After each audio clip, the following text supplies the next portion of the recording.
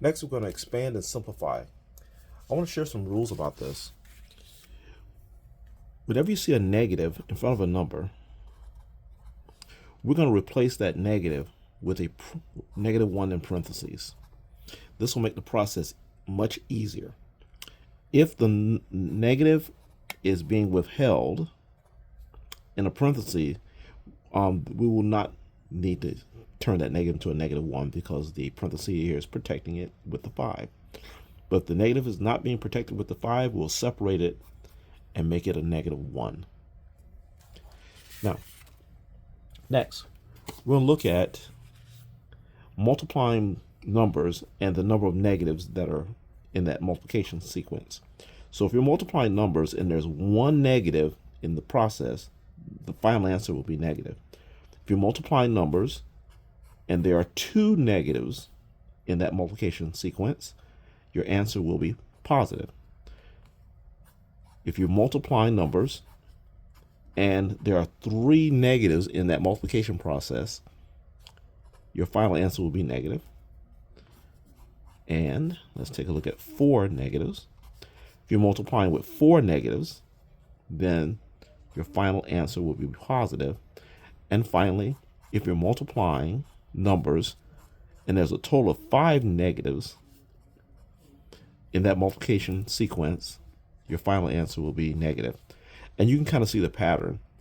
If there is an even number of negatives, you will have positive. Otherwise, it'll be negative. So here, this is 3 squared, so we're going to expand that into a 3 times 3. That's the expansion right there. Once it's expanded, you can use multiplication. So that's 3 times 3, which is 9. There are no negatives being multiplied, so we don't have to apply this rule right here. Here, the expansion of this will be 3, 3, and 3. Okay, the power tells you how many times to write it for multiplication.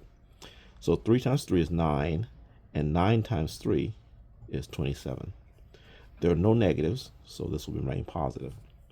Now, here we do have a negative in front of the 2, and there's no parentheses, so we're going to convert that to a -1 with the 2 to the second there. Okay, now that it's been converted, we can now do the expansion.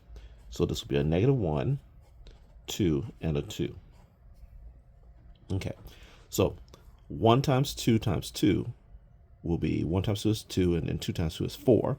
This will be a 4. And this sequence of multiplication has 1 negative. So 1 negative means the final answer is going to be negative. Here we have another negative on the 5, so we're going to make that into a -1 with a 5 to the second power. Now that this has been converted to a -1, we can do the expansion on the 5. So this will be -1, 5 times 5.